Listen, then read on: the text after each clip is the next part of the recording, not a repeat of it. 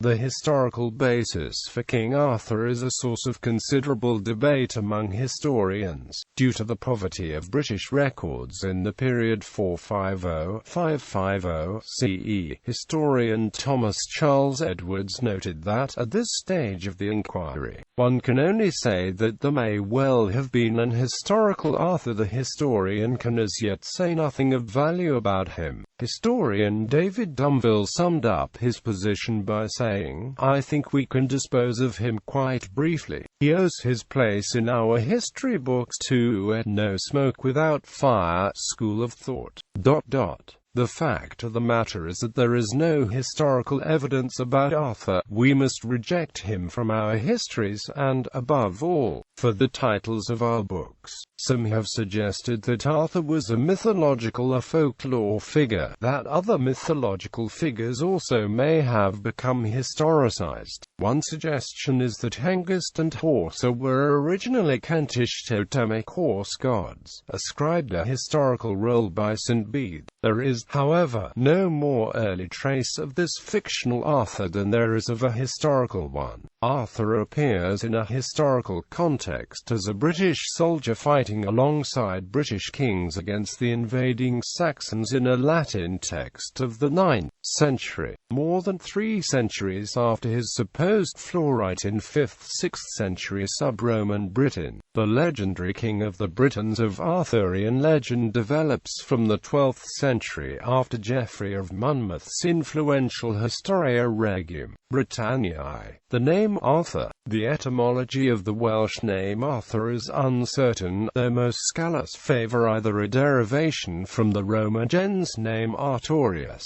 or a native Brittonic compound based on the root *arto, bear. Similar bear names appear throughout the Celtic-speaking world. Gildas does not give the name Arthur, but he does mention a British king Cunglasus who had been charioteer to the bear. Those that favour a mythological origin for Arthur point out that a Gaulish bear goddess, Artio, is attested, but as yet no certain examples of Celtic male bear gods have been detected. John Morris argues that the appearance of the name Arthur, as applied to the Scottish, Welsh and Pennine figures by this name, and the lack of the name at any time earlier, suggests that in the early 6th century the name became popular amongst the indigenous British for a short time. He proposes that all of these occurrences were due to the importance of another Arthur, who may have ruled temporarily as Emperor of Britain. He suggests on the basis of archaeology that a period of Saxon advance was halted and turned back, before resuming again in the 570s.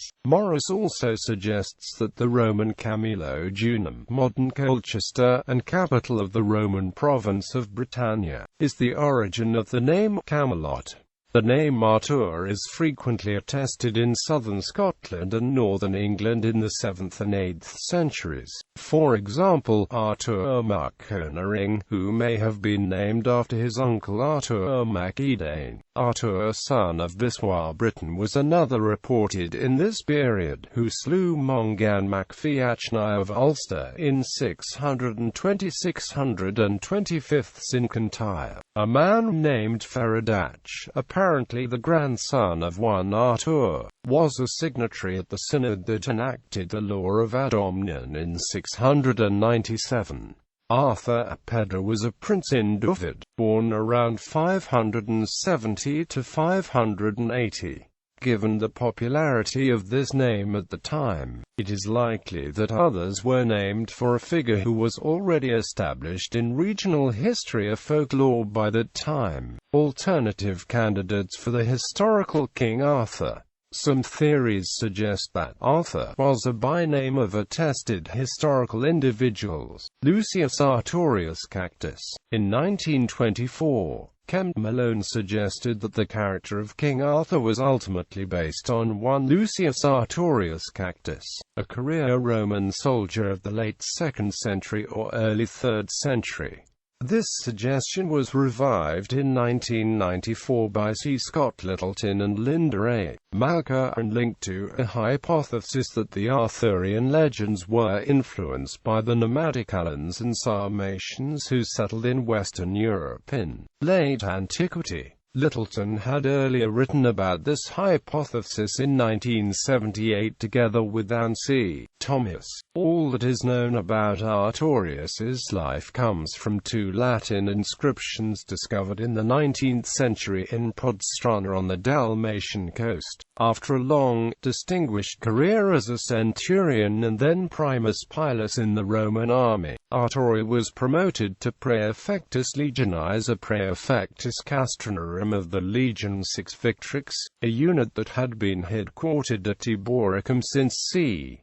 122 AD. The praefectus served as third in command of the legion, and was responsible for the general upkeep of the legionary headquarters, a position normally held by older career soldiers who did not command soldiers in battle. When Artorius's term as praefectus ended, he was assigned the temporary title of Dux Legionem, and was put in charge of transferring some units of unknown size with British associations to the continent for an expedition against either the Armorici or the Armenians. Later, he became civilian governor of the province of Liburnia, where he seems to have ended his days. Malka, in a hypothetical reconstruction of Artorius's life based in part on Malone and on Helmut Nickel, proposes that he fought against Sarmatians in Eastern Europe early in his military career, and this led in 181 AD to his being assigned in the command of a numerous of Sarmatians based at Ribchester that campaigned around Hadrian's Wall. 5,500 Sarmatians had been sent to Britain by the Emperor Marcus Aurelius in 175 AD. Artorius led these Sarmatians against invading Caledonians, who overran Hadrian's Wall during the period 183 to 185. Then, after the collapse of his legion, he returned to Eboracum, then was sent by the governor of Britannia to lead cavalry cohorts against an uprising in Armorica. Medieval sources often place Arthur's headquarters in Wales at Caerleon upon Usk, the fortress of legions. Eboracum, in the Vale of York, was sometimes referred to as Urbi Legionum, and was the headquarters of the Vi Victrix. Malka also suggests that Artorius's standard was a large red dragon pennant, which is proposed as the origin of the Welsh epithet Pendragon, dragon chief head, in Arthurian literature. According to both Malone and Littleton and Amp. Malka, Artorius's alleged military exploits in Britain and Armorica could have been remembered for centuries afterward, thus generating the figure of Arthur among the Welsh, Cornish and Bretons. This is linked to the original hypothesis of Littleton, Thomas and Malka, which suggests that folk narratives of the Alano-Sarmatians who settled in Western Europe formed the core of the Arthurian tradition. The Sarmatians had a near-religious fondness for the swords. Tribal worship was directed at a sword sticking up from the ground, similar to the sword in the stone. They carried standards in the form of dragons. Ossetian sagas contain a number of interesting parallels to the Arthurian legends. First, the life of the Nar warrior is tied to his sword, which must be thrown into the sea at his death. When one wounded Batraz asks his last surviving comrade to do the task for him, his companion tries to fool him twice before finally hurling the weapon into the sea, rather like Arthur's wondrous sword Excalibur, which had to be returned to the Lady of the Lake at his death by his last surviving knight, Bedivere, who only did the deed on his third trip to the lake. Then our heroes Soslan and Osrico collect the beards of vanquished enemies to trim the cloaks like Arthur's enemy Rience. The subjects of both stories have one last beard to obtain before the cloak is complete. Two other similar motifs of the Cup of the Nods, which appeared at feasts, delivered to each person what he liked best to eat. and which was kept by the bravest of the knights, somewhat similar to the Holy Grail connected to the Arthurian cycle, and the magical woman, dressed in white, associated with water, who helps the hero acquire his sword, similar to the Lady of the Lake. Problems with this hypothesis are that there seems to be little reason for Artorius to have become a major legendary figure. No Roman historical source mentions him or his alleged exploits in Britain, nor is there any clear evidence that he ever commanded Sarmatians. Neither of Artorius's inscriptions from Podstrana mention command of any full legions, or establish his command of the Victrix, nor do the inscriptions provide any evidence of command of or association with Sarmatians, or indicate anything about his standard. Unlike Dux Legionum, Dux Bellorum or Dux Belli were not titles or ranks in the Roman army but generic Latin phrases. Joshua was called Dux Belli of the Israelites in the Latin Vulgate Bible. Hanno the Great was Dux Belli of Carthage in Justin's Historiarum Philippicarum. Closer to the time and place, St. Germanus of Auxerre was twice styled Dux Belli by B. Artorius is not recorded as having fought in any known battles to match against those in the Historia Brittonum. The hypothesis of a connection between the Alan and Sarmatian peoples and the legend of King Arthur depends upon the fact that the Alano-Sarmatians were steppe nomads known in the 2nd century for their skill as heavy cavalry. In 175, Marcus Aurelius, after defeating the Sarmatian Iazyges tribe during the Marcomannic Wars, took 8,000 Sarmatians into Roman service, of whom 5,500 were sent to the northern borders of Britain. The 5th century Notitia Dignitate mentions a formation of Sarmatians being present at Bremetenicum, where we find inscriptions dating to the 3rd century AD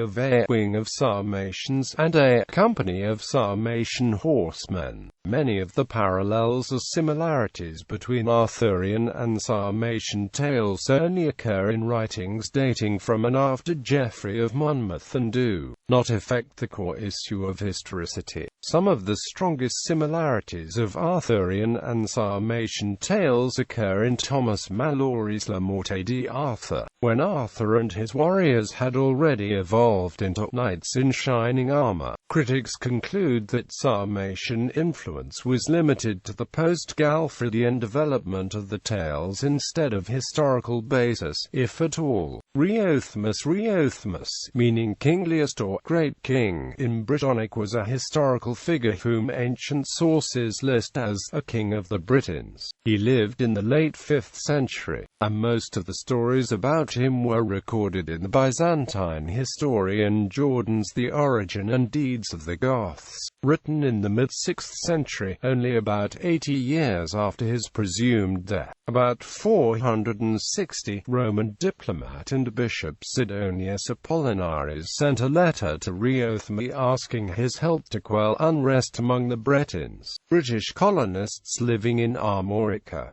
This letter still survives. In the year 470, Western Emperor Anthemius began a campaign against Euric, king of the Visigoths who were campaigning outside the territory in Gaul. Anthemius requested help from Riothmus, and Jordanus writes that he crossed the ocean into Gaul with 12,000 warriors. The location of Riothmus's army was betrayed to the Visigoths by Arvandus, the jealous Praetorian prefect of Gaul, and Euric defeated him in a battle in Burgundy.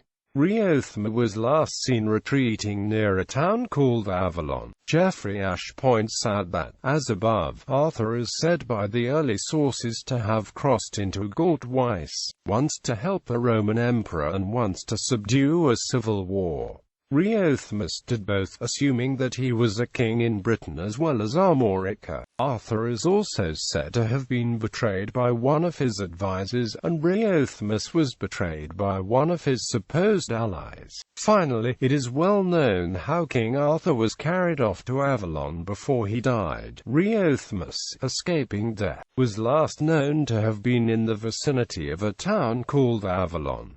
It is unknown whether Riothma was a king in Britain or Armorica. Armorica was a British colony, and Jordanus writes that Riothmus crossed the ocean, so it is possible that both are correct. The name Riothmus has been interpreted by some as a title High King, though there is no evidence for such a title being used by ancient Britons or Gauls, and the formation of the name follows a pattern found in numerous other Brittonic and Gaulish personal names.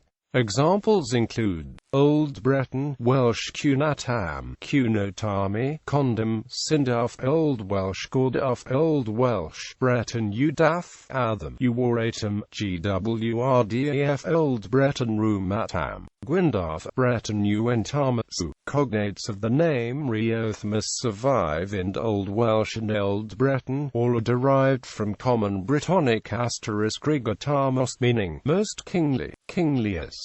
Ambrosius Aurelianus Aurelianus was a powerful Romano-British leader in Britain. He was renowned for his campaigns against the Saxons, and there is some speculation that he may have commanded the British forces at the Battle of Badon Hill. At any rate, the battle was a clear continuation of his efforts. Scholars such as Leon Floriat identified Ambrosius Aurelianus with the aforementioned Riothmus figure from Jordanus, an idea which forms part of his hypothesis about the origins of the Arthurian legend. Others, such as Geoffrey Ashe, disagree, since Ambrosius is not called king until the somewhat legendary Historia Britanum. Artur mac Edain and others. Artur mac Edain was the eldest son of Eden mac Gabrain. He never became king of Dalriata. His brother Eochaid Buaid ruled after the father's death. However, Artur became war leader when Eden gave up his role and retired to monastic life, though Eden was officially still king. Thus it was Artur who led the Scotti of Dalriata in a war against the Picts, separate from the later war with Northumbria. Under this hypothesis, Artur was predominantly active in the region between the Roman walls, the kingdom of the god Odin. He was ultimately killed in battle in 582. This is the solution proposed by David F. Carroll and by Michael Wood.